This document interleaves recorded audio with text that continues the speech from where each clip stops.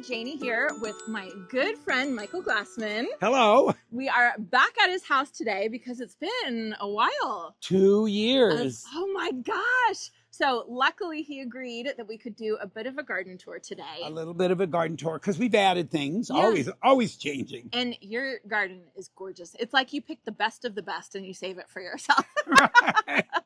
So we're actually starting up on his balcony in his backyard today. I don't think we've ever showed you guys this, We right? didn't. When we remodeled, we added this large deck right off the master bedroom. And so you can sit here and you can see we have this panoramic view of a nature area, and there's a walkway, as we said before, behind it, but you can sit up here and watch the birds. There's a family of owls up in the palm tree. Really? Oh my God, it's really, really wonderful up here. And then occasionally they'll plant sunflowers in the fields. Oh my God. And this is all left. That was one of the reasons we bought the place. It was left.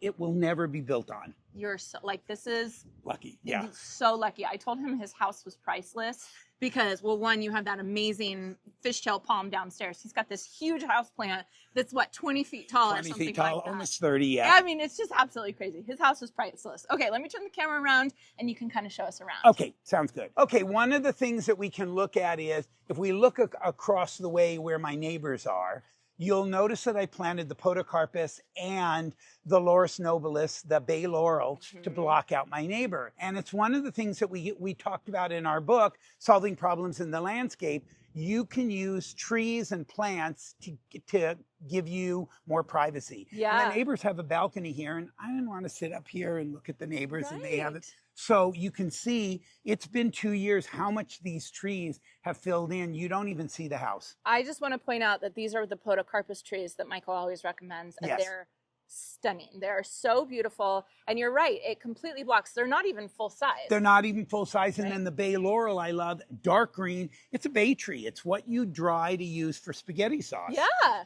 Do you and Elaine ever come out and grab some for spaghetti? We do. We've been using the herbs and we've been using the bay, and I dry it because, oh God, bay leaves in the store are so expensive. Yeah. And I'm growing them. You got them right here. Exactly. Okay, tell us about this beautiful thing. Okay, well, because there's a walkway behind the house, and I'm going to send you a picture of what it looks like at night. Okay. There's a blank area between the door and the window on the house. And of course, I'm ADD. I want things incredible. So I designed this laser cut screen of the butterflies, and it's lit. So at night, and it's on an auto, it's lit. And so what happens is, at night, the light goes on and you see the silhouette of the butterflies. Wow. And then during the day, the light goes off. But it's an art piece on the house. And what I love about it is that was just a blank wall. And so when you're down on the drainage canal or you're walking back there and you look back, I wanted something beautiful to look at. And I will tell you, I get so many people early in the morning will stop and go, oh my God, we love your butterfly. Oh. And I'll send you a picture of what it looks like lit. And it matches, I mean, we'll go down there, but it matches the gate that you have back there. Exactly. Right? Exactly. So this is gorgeous. So just on the other side of this fence right there is a walkway. It's part of the green belt in Davis, California. We have green belts all over the city, and this is part of it. And I just love that you've added a little bit of artwork for everybody on the green belt. I kind of figured we take the dogs out early in the morning, like 5 or 6 o'clock in the morning for their long walk. And I look back at the house and I go, oh, that's kind of boring. So I did it for myself, but I'm also doing it for people that walk by. And I have to say, the reaction has been just amazing. Yeah, I love it. I love it. All right, let's go downstairs. Okay. Okay, we decided to start in the front yard. Yes. This is gorgeous, Michael. Thank you. So 2 years ago, we came through this and we talked about all the reasons we did it. And one of the things that it's really important to tell people is, and we, again, not to sound like a broken record and not to sound like a commercial, but in our book, Solving Problems in the Landscape, one whole chapter is on maintenance. And I have to impress upon people that no matter what you plant, no matter what you do, you have to do some maintenance. So in the wintertime, I came in and with some help, and we cut everything back because it was just getting overgrown. And I cut back the ground cover. I added some new rock. I love these big boulders, but you could never see them because they were totally covered over with ground cover. And then I cut back my Kufia and my killer cranberry salvia. And so what I love now is, as it's filling in and it's blooming, it just has a whole new dimension. Yeah. And it's one of the things, you know, people say is a lot of maintenance. Once a year, you come in here, you cut it back, you keep fertilizing it. That's the important thing. But what you do is, it's like combing your hair every morning. You comb your hair, brush your teeth. It's the same thing with your plants. And you can see as we look around, just everything, it almost looks like this meadow, but a meadow of color and textures. I'm so pleased. I'm so impressed with it. It looks so beautiful and so natural. Yes. Which is one thing that I think you're really good at. You're good at making it look like it's always been here. And I planted, you know, for people that are on a budget, I planted a small strawberry tree. Wow. And that's only 5 years old. Wow. And you can see it's just, it loves it and it's growing. It's an evergreen. And you can see that the bark is just spectacular. I've been pruning it to shape it so you can see the silhouette. Oh. And I love it. And the roses in the distance I've let grown up and they're just starting to bloom. If you remember from the last video, they're bright red and they bloom. They're an iceberg rose, but a red iceberg, and they bloom 9 months out of the year. And they basically mask out the neighbor, but also give you some color to look at in the backdrop. It's beautiful. Tell everybody about this, like one of your favorite plants. I love this, Lamandra. It's Platinum Beauty. And what I did is, a lot of people say, well, do you prune it a lot? No, once a year what you do is you basically grab a hold of it, you make it like a ponytail, and then you just cut it. And what it does is it shapes it. Every one of these have been cut back so that they don't get too rangy. And the beauty of this is, in the wintertime, I love grasses, but the problem with a lot of the grasses, they die back in the wintertime. So you're looking at dead. This, the Lamandra Platinum Beauty and the Lamandra Breeze, do not die back in the wintertime. So even in the winter, you've got green, and in this, it's the silver gray. But I wanted it to look a little bit more kempt. So again, I bunched it up, made it like a ponytail, and then cut the top. And you can see they just look wonderful. They look amazing. What time of year do you do that? I do that around October to November. Okay. Yeah, it depends on if you're in different climates. You do it right before it gets really cold. Okay. All right. Good to know. And then the Michael Glassman special. Yeah, the serpentine cedar, which I'm madly in love with. I love it. It's my piece of art for this. Look at this. I mean, it's just so beautiful. It's just gorgeous. And at night, the light shines on it. So we have lights on the walkway so you don't break your neck. You have lights on the serpentine cedar. And it's just, the silhouette is so pretty. You just can't beat it. It is so gorgeous. And look at how happy this one is. So how do you get this one to, because mine goes straight down. How did you do this? Okay, so what you do is, and there's no magic to it, if you see a branch that is going up and you like that, you leave it. And if you have all your branches going down, but you see one, you cut the ones that are going down and you... So it's a matter of, it's like natural selection. In this case, it grew up. It also grows down. When it gets too low, I clip it off. But I love this growing up. It just was, love it. I love it so much. That's what I see how you clipped it here. See, clipped it there. Yeah, okay. Because that was hanging into the driveway. Yeah. So it's very subtle the way you prune it, and you don't do a lot of pruning on these. Yeah. It's just, I love the majesty of it. It's so good. Yeah, it's so When pretty. are you going to give us a pruning class? I will do a pruning class soon, eventually. And also look at and again, I'm madly in love. Look at my roses are starting to bloom. Oh, gorgeous. I love the color of these. These are beautiful. Do you know what kind they are? It's a Floribunda, and it was the only one that's almost the true purple. I'd have to look it up. That's okay. Oh, it's just so pretty. And you can see the bougainvilleas coming back. It looks so good. Everything looks so good. Everything's starting to wake up, and it's just And again, like I tell people, you know, and it's maintenance. It's looking at things. It's pulling out the old weeds. The one thing I will tell you, and we talked about it in the last video, but I'm a little bit shocked. I am shocked. Remember I said that I never planted the ornamental strawberry? Yeah. And it just started? Yes. It was like one patch? Yeah. Is it all over now? Yeah, well, look. Oh, yeah. Is that, oh, gosh. Yeah, which I love. I love they're little strawberries. It's got a little strawberry. It's got a yellow flower. It's absolutely beautiful. It's so I love cute. it. I'm not going to take it out, but obviously it's a happy wild strawberry, and it's like covering its... But you got to leave it. I mean, it's so happy there. So I mean, pretty. I had one little patch and thought, you know, as I said, survival of the fittest. And you can see it's just going to town. I like how you've chosen rocks as mulch. I mean, I see that sometimes, and I feel like sometimes it's too much. Like there's too much Right. rocks, but this looks really good. Well, again, what I did for an edging for a couple of reasons. Number one is this tree, bane of my existence, Sapium saviferum, a Chinese tallow, always drops. Yeah. 24/7, drops berries, drops pollen, drops branches.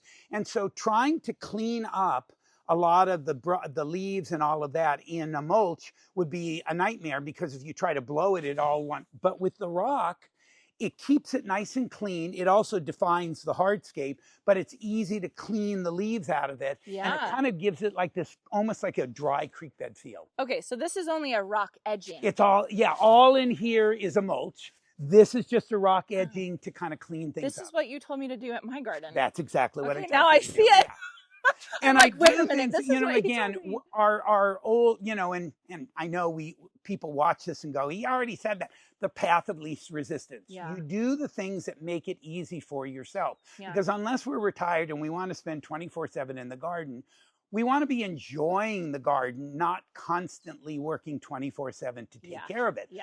So having the rock in here, I'll tell you, has been a godsend, because I can cut back the ground cover. It's clean. You can wash off the patio, the walkway, and it gives kind of containment. Yeah. And I have to say, you can repeat yourself as many times as you want, because you say so much in such a short period of time. I catch about half of it. Right. It's diarrhea of the mouth. Right. But I remember you telling me about the rock edging, and then I think just now it just finally clicked at like how nice it looks. Right. And I wouldn't do the whole place, because again, that's too much and it gets too hot. But as an edging, and it's so clean. It looks especially so good at the street, so that all the stuff doesn't grow into the sidewalk. Yeah, it looks so good. Okay, tell everyone about these. Okay, well, this is our Shishigashira. These are the again, most these are like 65, 70 years of age. They're full grown, but they turned bright red in the fall, and then they lost their leaves. I did come in and prune them, open them up a little bit more, and these are the new leaves. I just love them. I just love them. I want one so I know, they are so amazing. And then you can see my foxtail fern or the asparagus fern. It's just, it's a meadow. Yeah, it looks so good. This looks so beautiful. And I have to say, like, driving around your neighborhood, your house is, we know your house. Yeah. We know it's Michael Glassman's house. And then again, the thing that a lot of people say, oh, Nandina, these are the Gulf Stream. These have been in 5 years. They'll max out. They're almost maxed out now, but they stay 3 feet max. I love them because look at the new growth. Yeah, it's beautiful. And they're a nice edging. I also have the rock against the house. Oh. Here's something that people need to understand, which I'm getting pommeled with a lot, and I understand, fire protection. A lot of my clients are in more rural areas where they're having problems getting fire insurance. And I understand that. Yeah. And so the new rule is you have to stay 5 feet from the house. We don't have that rule, but what I've done is putting the river rock, the different size river rock against the house, and then moving your plants out 5 feet. Yeah. It doesn't look like you have a border around the house. Right. And again, this would be a really nice thing to soften down your house, the Nandina Gulf Stream. Yeah. So just real quick, explain to everybody, not everybody in California has that rule. Not everyone. Yeah. Though it may get to and it might be a good idea to start following that rule. Exactly. But there's only certain zones that follow that rule. There's only certain zones and certain places. It's where they're worried about overgrowth of big trees. Yeah. One thing that we've been told in Davis, you have to keep the trees from growing over your house if they're starting to grow on your roof. They're beginning in areas, more rural areas, to tell people, even though a lot of it's the insurance companies. It's not the regulations from the county. It's the insurance companies said, I'm sorry, we're not going to give you fire insurance. Yeah. And then what do? So what they're doing is they're starting to put out rules, the insurance companies, of what you have to do in order for them to give you insurance. Right. I'm working with a couple right now in Placerville, and that's what happened. That's one of the places. Exactly. And the insurance company said, sorry, we're canceling you unless you do all of these. They had to take out a whole bunch of trees. It was so sad because they were too close to the house. Yeah. Yeah. Well, I mean, to protect their house from a fire that Exactly. most likely is coming at some point. Exactly. Can we see the backyard? We can, and as we walk by, look at the lower pedalum standards. It looks so gorgeous, and I love them in the standard forms. I do too. They're so beautiful, so beautiful. All right. Oh, this is gorgeous, and you set the table for us. Well, it's not just prep. We actually are having a dinner party. Oh, nice. One of our closest friends is when having. When should I come over?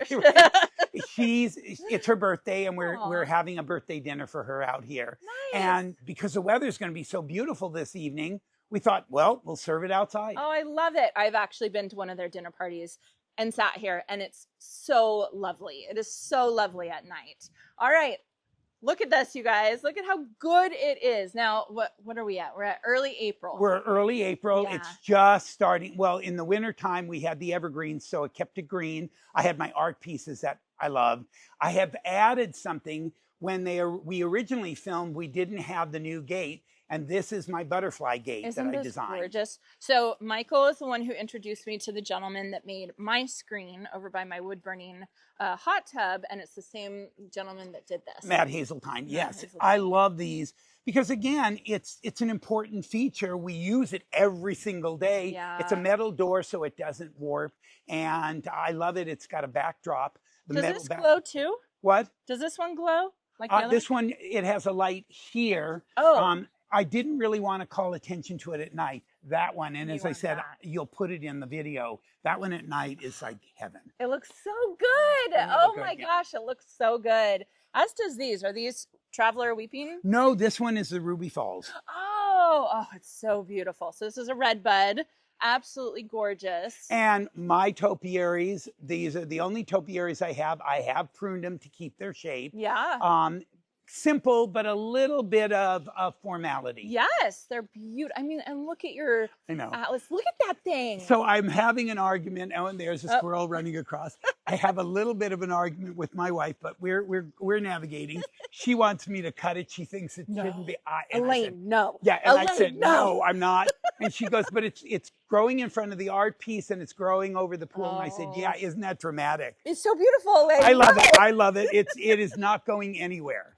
So the art piece is absolutely gorgeous, and I see what you're saying, Elaine, but no, it's so beautiful. And see, the neat thing about it is it's kind of like a little bit of mystery. You look beyond it to see it instead of a straight on. Yeah. It's kind of this whole idea of a little bit of a mystery. Yes. Yes. Absolutely love that. Okay, let's come over here. This is my favorite area of your garden. Now everything's just starting to fill in right now, but this looks good. Yep, I cut back some of the things you have also. I have Gara. Oh my God, that grew like a weed. We have the Kufia. Yes.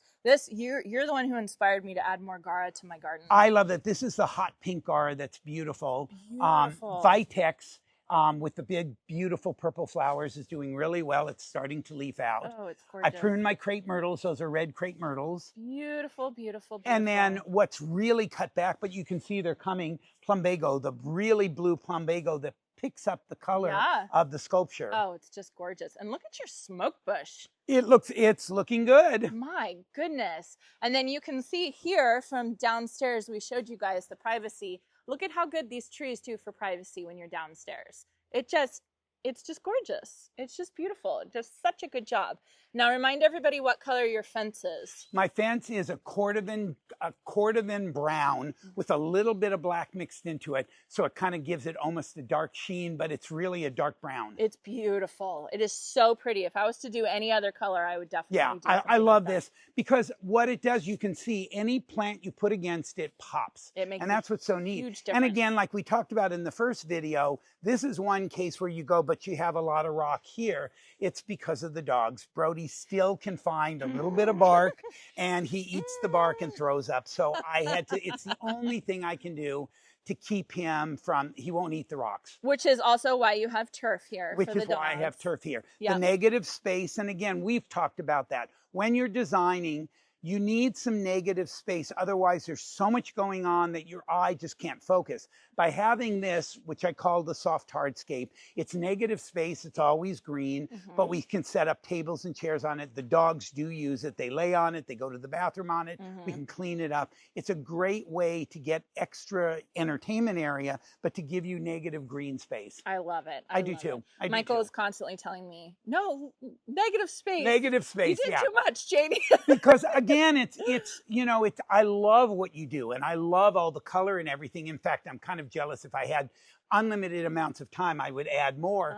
And that's why I use some of the tried and true, like the iceberg roses and the carpet roses, because I don't have all the time to do it. But because you're busy working on everyone else's exactly. garden. But you can see stuff is thriving. I now have this is a Western exposure, so I have a bear's lime and a mandarin. Oh, bear's lime? A bear's lime, that's this one, and a mandarin. Beautiful. And I'm going to train them up to about where the eave level and then cut them. So I'll always have fruit, but they're not going to overtake the house. Absolutely. I love that you added like a rock here. Yes. Like that looks so good. That looks amazing. And then another strawberry tree. And then we have behind it, there's the tree fern. And this is off the little private bedroom where we're always having company. So they have their little enclosed area. Yeah. And that's one of the things that I love about you is you really focus on looking out the window. The views. I never think about that. I'm trying more. Well, you're lucky because you live out in the country and you don't have, you have goats,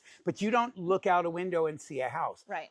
Because I live in town and the only open area we have to the back, thank God, but on either side of me, I have houses and I want some privacy. I want to feel like when you look out, I'm not staring at a house. Yeah. And later on, we're going to do a video. In our book, we had that one garden. It was just a front yard, courtyard. Oh, yeah. Oh, yeah. Oh, my gosh. You guys should see it now. Oh, my God. Yes. We're going to do a video on it. It is amazing. And the privacy we gave him, because that's all he has. He has a little teeny patio, no backyard, no side yards. He has a little teeny patio, but it's a southern exposure. And everyone that walked by, there's no privacy. Yeah. And now it is the most incredible private room. Yeah. So we're going to do a video tour coming soon for sure. It's absolutely beautiful. Okay, show us over here. And then you guys will see the real reason why I'm here today. Well, first of all, here's a little sitting area. A sitting area, which we do sit in the fireplace. Yes. We turn on the fireplace. It generates heat. It's gas. And the thing that's neat about it is it doesn't use a lot of energy, but it does give you a lot of heat. You can sit here and feel it. Is that one of those fireplaces you were telling me about? Yeah. This is so good. And what's so neat about this is it's an environment. It's using every bit. You've got so much room. We don't. So every space is usable. Everything is valuable. You don't throw any space away. Yeah. And so we sit here, play chess. We also use this as a coffee table, play cards on it. It's just a really neat environment. I love it. And then remind us what these plants are. Okay, so in the first video, when people watched it, I had Hinoki cypress. And I love those, but the problem was they were getting so big that they were bopping people in the head. Oh, yeah. So I decided to switch them out to a Yuletide azalea, a Yuletide camellia. Camellia sasanqua Yuletide. They bloom in the fall, and they have this beautiful red flower with a yellow center. And I put them in here, and you can see they're a lot more controlled. They're an evergreen. And I said to Janie, you know what I need? I need some color around them. And that was one of the reasons we also got together was last year on the side yard where we had this wonderful secret garden off our dining room. I used to have coleus and I used to have impatiens. And then the fig tree got so big that nothing would grow. Yeah. The coleus turned, it didn't even turn green. It was turning white. It got no sun and the impatiens just went. Yeah. So I said to Janie, could you come over and help me? I want to get some color. I did get an arborist to prune the fig tree so that it's got a lot more light. And she said, sure, I'll come over if we can do another garden tour. Yeah. So we're going to plant those areas. We're going to plant around there. And again, like anything, if you have certain areas that you just want to make it wow, adding the annual color and the proven winners plants are amazing. Yeah. I'm excited. I'm excited too. So that's what I'm doing here today is I'm here to plant up a couple of his containers. He's got these. Show us this one over this here. one. Oh, story. Okay, so again, we all learn this was my vegetable garden. It's so nice. It's very nice. It's so nice. And I had tomatoes here and I had squash and everything. And I have to say, I give up. I give up. I give up. So the last thing, the tomatoes were doing great. Yeah. They were doing great. I had a nice big beefsteak one. It had 3 of the most gorgeous, gorgeous tomatoes. First thing in the morning, I come out and I looked at them and they looked like they were ready to be picked. And I said, when I get home from work, I'm going to come and we're going to use them in a salad. So I looked at them in the morning and they're wonderful and everything. I come out here after work and I go to pick them. One of them is gone. Aww. The other one, the backside is completely eaten out. And the third one is pieces of it were just hanging there. So again, squirrels, we have possums and everything. I recently saw a raccoon. So I gave up on that. And then the same thing with the squash and the cucumbers. So after, and I don't believe in poisoning or anything. And I thought I could put a net over it, but it's what we look at. I know. So I finally said, you know what? It's called a farmer's market. They have them, and it's supporting the farmers. So I thought, we're supporting the farmers. We're supporting the farmers. So I thought, you know what? And my wife said, no more vegetables, no more vegetables. So we decided this is now going to be maybe some herbs, but we are going to do this as flowers. So I said to Janie, let's plant annual color. So here comes Janie with some annual color. So when we sit at the bar, when I'm barbecuing, there'll be something beautiful. You're going to be so happy with what I'm putting in there. And I have to say real quickly, and I'm not taking it out, but one of my favorite fruits is pomegranates. And I have a pomegranate tree in the front and it's thriving. And last year I had about 6 of the most gorgeous pomegranates. So I go out there and I'm ready to pick them. And they were facades. The front was beautiful.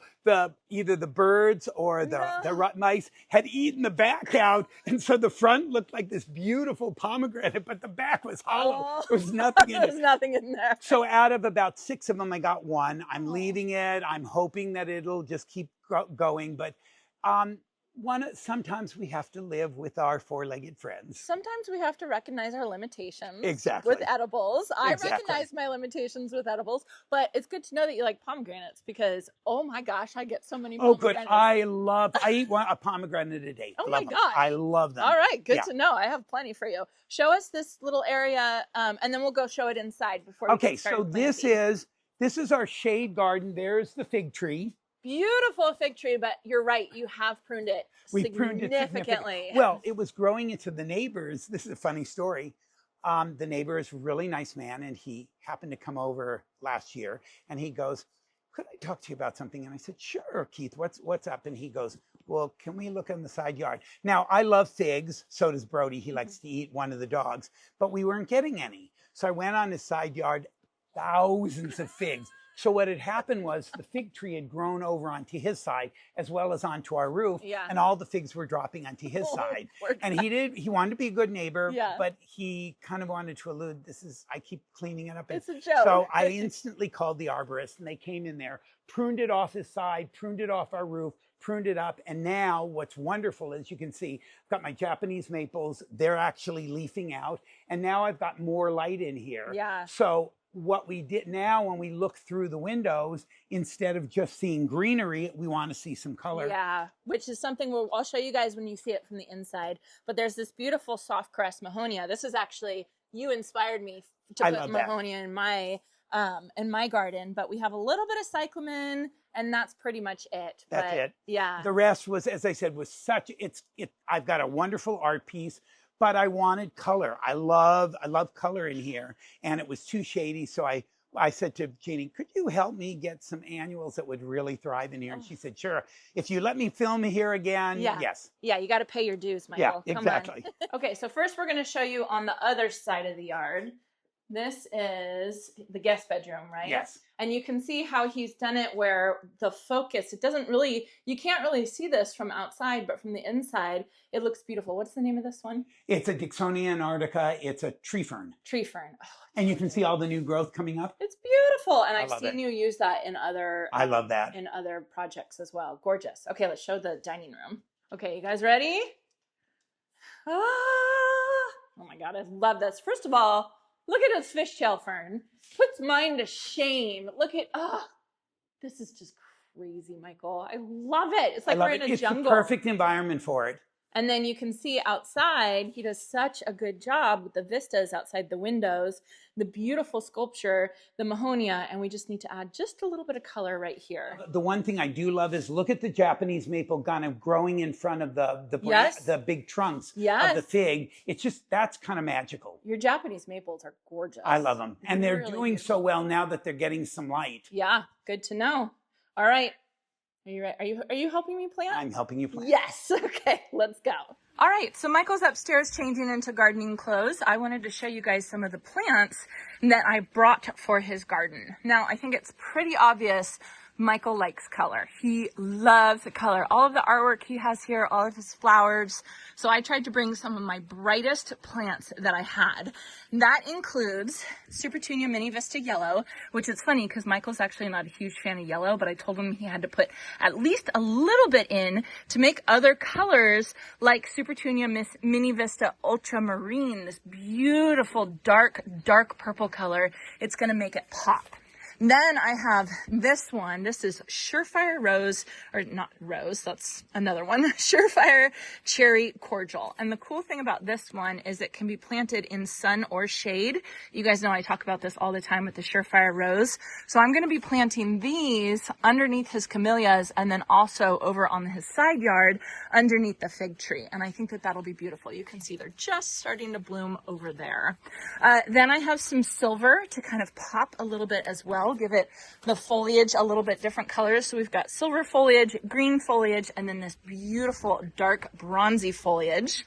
And then finally, more colors. This is one of Michael's favorite colors, Supertunia Vista Jazzberry, which you know I'm going to be planting that up with a lot of it. So we have lots of gorgeous color, and I really think it's going to make such a huge difference in his backyard.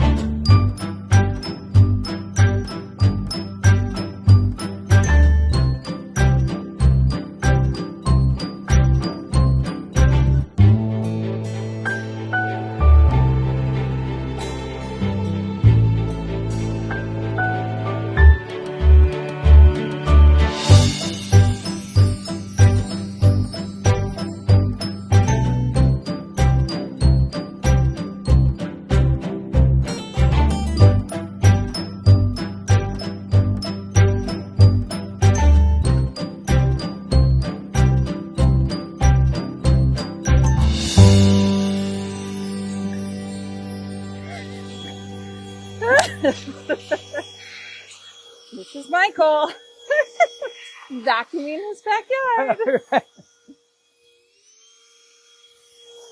Okay. You done vacuuming? Done vacuuming. So why do you vacuum your yard instead of use the blower? The blower just pushes all that dust and all of that pollen in the air. And because I have allergies, it then winds up breathing it in.